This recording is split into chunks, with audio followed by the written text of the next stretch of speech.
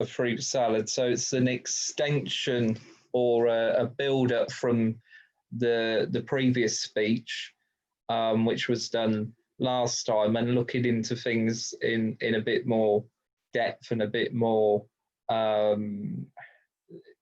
succinctly. And I hope you enjoy it. So I'll start off with a brief introduction about myself. I was diagnosed with autism about 10 years ago now. I'm 34. I was diagnosed at the age of 24. Part of my autism was to do with underdevelopment, brain injury, genetics. I was thought to be deaf and blind, although that was to do with sensory perceptual issues. And I was functionally non-verbal and had speech and language delay, and didn't gain functional speech until about 7 or 8 years old, developmentally of a 3-year-old. Just to point out that I went through mainstream education, so I didn't have any specialist support, any interventions, etc., from CAMS or speech and language therapy, psychologists, psychiatrists, etc. And there's a picture of me when I was about 6 months old, and you can see underdevelopment there, jaundice, and the fisted hands were a sign of the nervous system being impacted in some way. And the way I look at autism is a clustering of pre-existing conditions in neurology and biology. And reversing the narrative slightly, or in context of what I'm trying to say, is if someone got up on stage and said their experience of non-autistic syndrome, it would just be their experience on their own merit, on their own personhood and their own development. So in a way, that's how it should apply to autism as well. It's a stacking, it's a fruit salad. Instead of looking at autism, maybe we should be looking at autisms, which would no doubt help parents and people who are diagnosed by looking at the guts, the mechanics of one's presentation, so they can be empowered to be the best version of themselves. Now, this lady here is Donna Williams, and she created the fruit salad analogy in 1995 and wrote 2 books on the subject, Autism, the Inside Out Approach, and what is the other one? The Jumbled Jigsaw, that's it. And they're both on Amazon in softback, and I believe ebook as well. So when we look at autism or autisms, we're looking at different levels of information processing, which I'm going to go through in this presentation today. We're looking at identity and personality. We're looking at psychiatric comorbid, so mental health conditions, environment, and learning styles.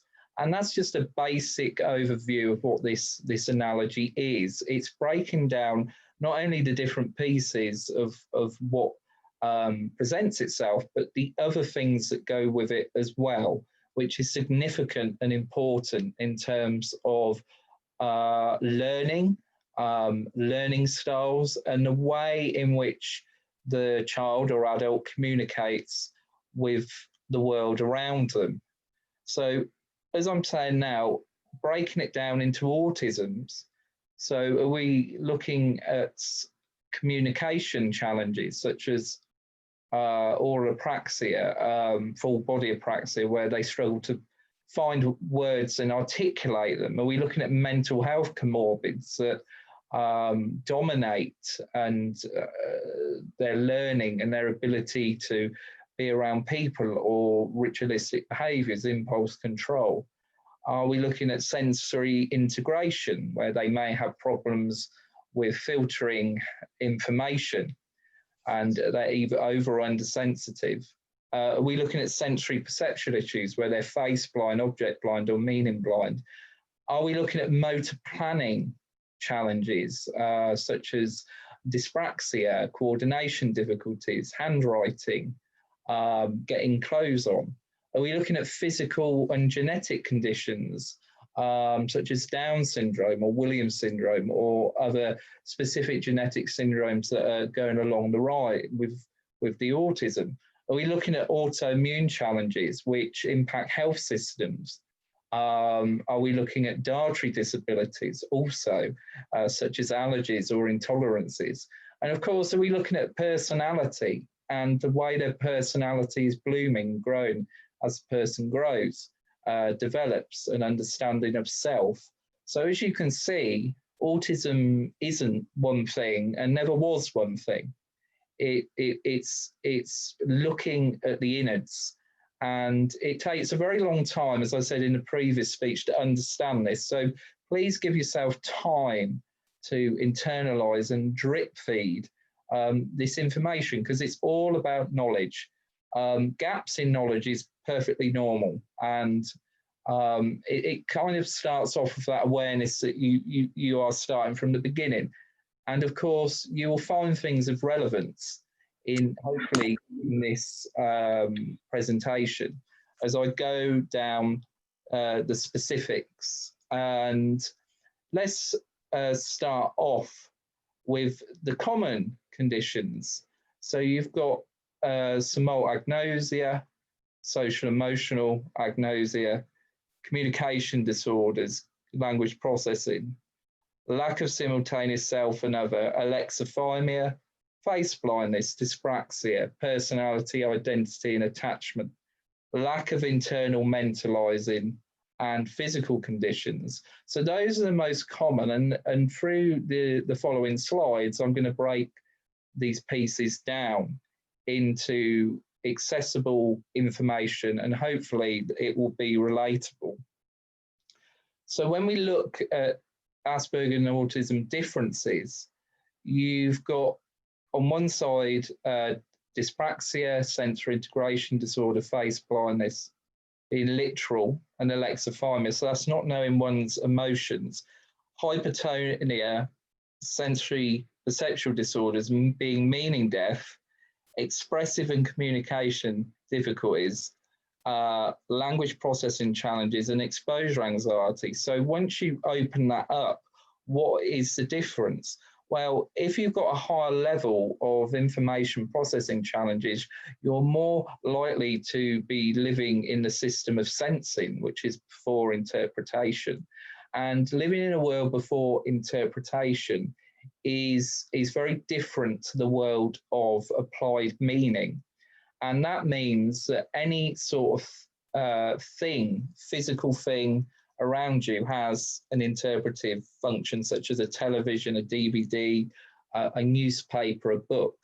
And it's not to do with a lack of intelligence. It's to do with how the brain is perceiving and understanding that sense, what it is, what it isn't. So they may use objects in what looks like a bizarre way, but for the individual themselves, they may be trying to get understanding and coherence by doing things that may be considered bizarre, such as flicking their fingers when they're trying to cancel out different modulations in front of their eyes, or they may twiddle and twirl certain objects in front of their eyes. They may look or appear to look at objects in a peculiar fashion, move, lick, sniff, tap, rub, externalize into internalize, very much like a deaf-blind person. So you can see why different blockages in those areas may mean that they still live in the system of sensing.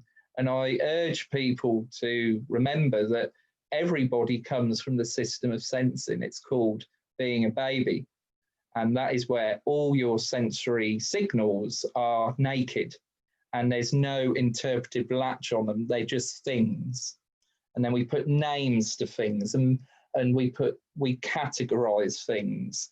Well, for someone who's living in the system of sensing, they may perceive people's energies, so living through people, picking up good and bad energy from individuals.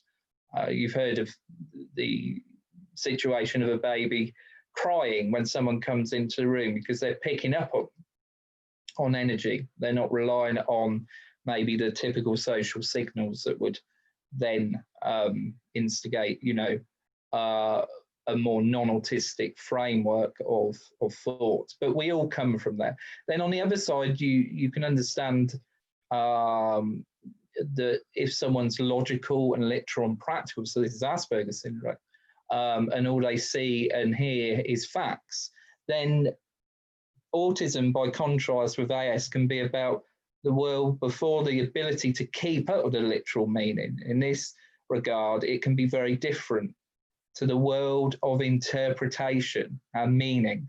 So is it important to see these differences? Absolutely, because as you can see, the mechanics and the innards are different also. And then we break it down. And as you can see, on one side, you've got the Asperger's profile, sensory hypersensitivities, less impaired visual verbal processing, problems with knowing one's emotional states, literal but not meaning deaf. And then on the other side, you've got higher levels of visual verbal processing challenges, dissociation, OCD, mood compulsive anxiety disorders in infancy. So what you're getting here is an understanding of the nervous system and the brain's processing. And then in the middle, you've got astronauts, who are people that are dipping into both worlds. So if you imagine expanding on the analogy that autism is a bowl of fruit, you are almost like a detective. You're trying to find which piece is relevant either to you, a loved one, someone you care for, some child you're working with at school, or a teenager or an adult. And trial and error is quite normal. It's about understanding that the concept that autism isn't one thing. And then you break it down. So if one side is very logical and analytical and literal and uses logic to make sense of the world, that's a very different world to the person who's less literal, less logical, with right brain dominance, and maybe using sensory associative experiences to make sense of the world. I hope you're understanding the difference here. And of course, the astronauts are that grey area, because autism isn't one thing. And then we break it down. So let's start advocating for these fruit salads. Let's start looking at them for what they are. And you can have copies of my presentation, if you wish, to actually look at the different specifics which I'm talking about. On one side, you've got people who struggle with being. So that's sort of going into Zen, unconscious thought, and overthinking, over-processing. And then you've got another profile in which being is far more accessible than doing. So they're two different states of mind, of consciousness. And advocating for these fruit salads would mean looking at the whys. Why is this happening? How can I help? How can I advocate? How can I empower? So let's look at some of these pieces. If you can imagine a person, whether they're verbal or not, struggling with their own emotional states, that could be very tricky in social environments where it beckons an instant response. So an event might happen, but the processing time, the self-awareness of their own states may take longer. It may take weeks, months, or even years for a single event to actually sink in, internalize. So it's almost like droplets of water going into a very thick sponge. And then when it comes out the other end, self-awareness happens. So it's not to do with a lack of empathy or a lack of intuition per se, but it's to do with the overwhelming situation, and it can be for different reasons, of how do I feel with all these different things going on around me about a situation, about a person, about an interaction. So what can help? Well, firstly, giving the person time to internalize, giving the person space and allowing them, depending on what their learning style is, to actually explore ways of communicating, expressing, and finding those emotional connections, because they're so important for any human being.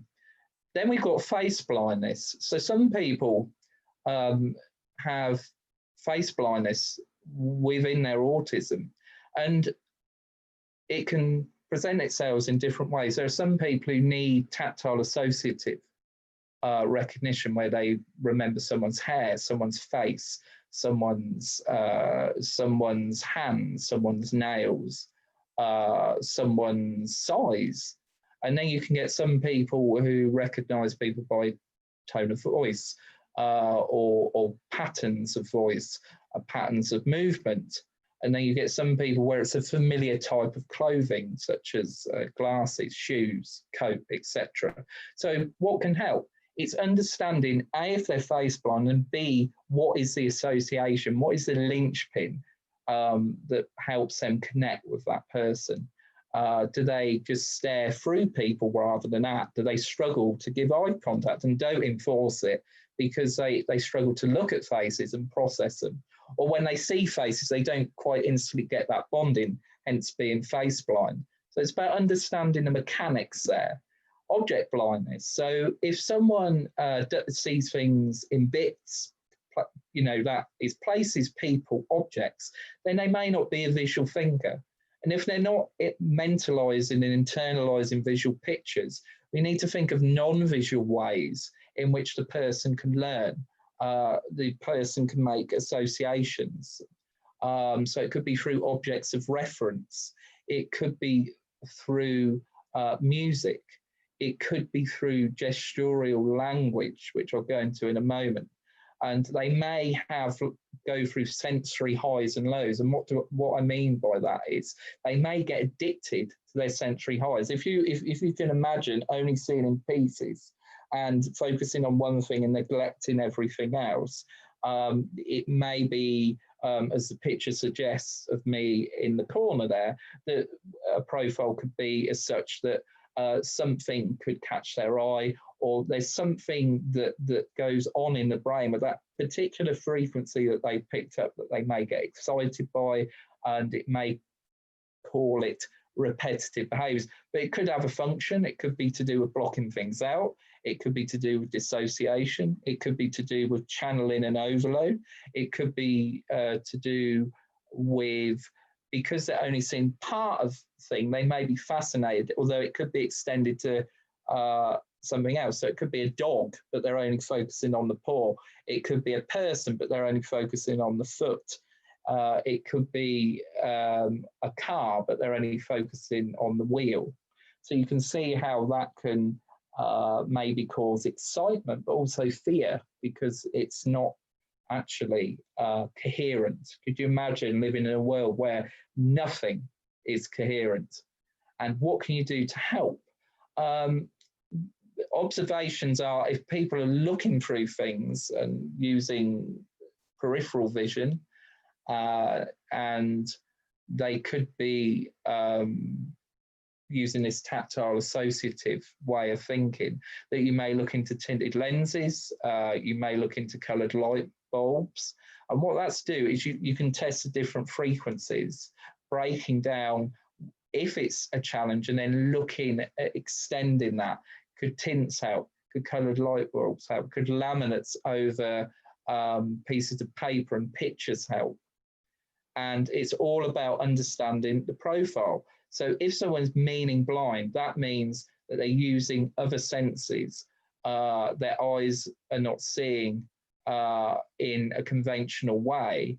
Then go with the tactile associative way of processing, because you wouldn't give a blind person a seeing person's book to read and expect them to coherently pick it up and read it, because it's two different systems. So you work with the system.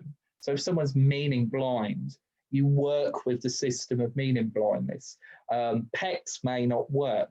picture association may not work. So you look at things that maybe are more organic, and maybe the way in which they interact with the world, people, objects, and places is a clue. So you always work with the system. You work with the person's fruit salad.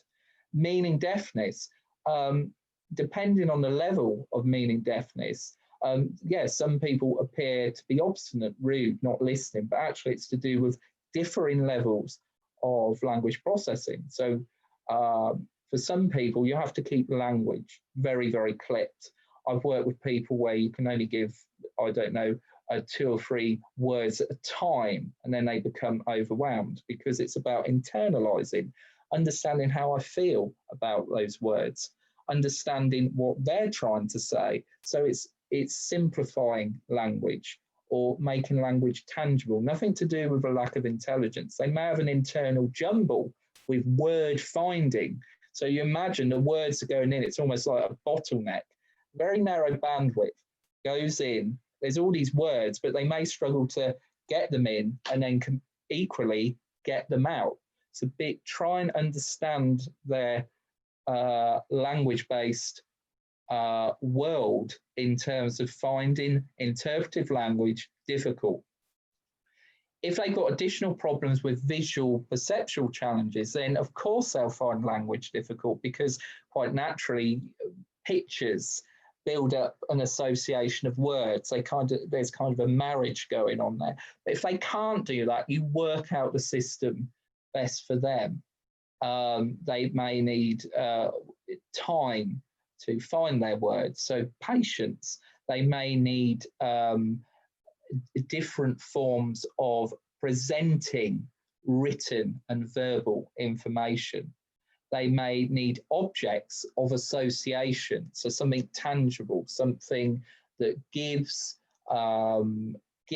some reality to what you're saying. And it's all about looking at those different systems. For me, when I was younger, it was always tactile associative.